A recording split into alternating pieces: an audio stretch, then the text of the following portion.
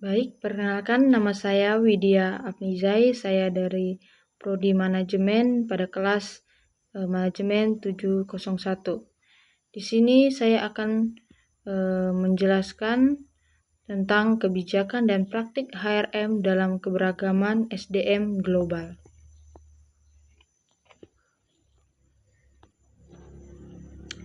Dari latar belakangnya, globalisasi meningkatkan interaksi dari berbagai lintas budaya dengan juga perusahaan multinasional menghadapi sumber daya manusia yang beragam. Nah, keberagaman bisa juga menjadi keunggulan kompetitif, tetapi akan ada tantangan yaitu berupa konflik budaya dan terjadinya miskomunikasi antar karyawan. Dan juga ada solusinya, yaitu kebijakan HRM yang inklusif dan efektif. Identifikasi masalahnya, yaitu yang pertama ada cara mengelola keberagaman SDM internasional, dan juga adanya praktik HRM yang efektif dalam keberagaman tantangan dalam manajemen multikultural, dan juga adanya strategi pembelajaran budaya untuk SDM asing, dan solusinya yang harus kita dapat menghadapi konflik budaya di tempat kerja. Kebijakan dan praktik HRM. Ada beberapa kebijakan penting yang bisa diterapkan, seperti adanya rekrutmen inklusif dan bebas diskriminasi, adanya pelatihan dan pengembangan lintas budaya, ada juga sistem penghargaan yang adil, dan yang terakhir adanya fleksibel yang kerja yang berharga, yang menghargai keberagaman.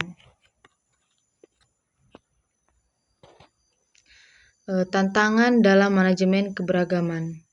Nah, namun demikian, perusahaan tetap mengalami tantangan yang seperti perbedaan dari budaya dan gaya komunikasi, nilai dan norma, dan ada stereotip dan diskriminasi, adanya hambatan bahasa dari berbagai negara, dan juga perbedaan harapan antara budaya.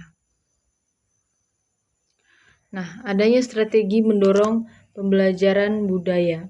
Nah, beberapa strategi efektif di antara lainnya yaitu adanya program pertukaran karyawan. Lalu ada juga pelatihan budaya dan komunikasi, dan adanya program mentoring karyawan lokal. Lalu yang terakhir adanya kegiatan sosial lintas budaya. Nah, contoh perusahaan multinasional, adanya perusahaan Unilever dan Google. Pada perusahaan Unilever yaitu adanya pelatihan budaya dan pertukaran karyawan, dan pada Google adanya pelatihan keberagaman, adanya mentoring, ada juga ruang kerja inklusif. Nah, kesimpulannya yaitu keberagaman SDM bukan hambatan, melainkan peluang untuk berinovasi. Dengan kebijakan HRM yang baik, perusahaan bisa menciptakan tim kerja yang solid, kreatif, dan berdaya saing yang tinggi. Dan keberagaman adalah salah satu aset perusahaan global. Nah, rekomendasinya yaitu saya merekomendasikan agar perusahaan mengadakan pelatihan rutin antar keberagaman, dan juga bangun jaringan sosial antar budaya, lalu lakukan evaluasi dan minta umpan balik antar karyawan. Lalu adanya manajemen harus terlibat aktif.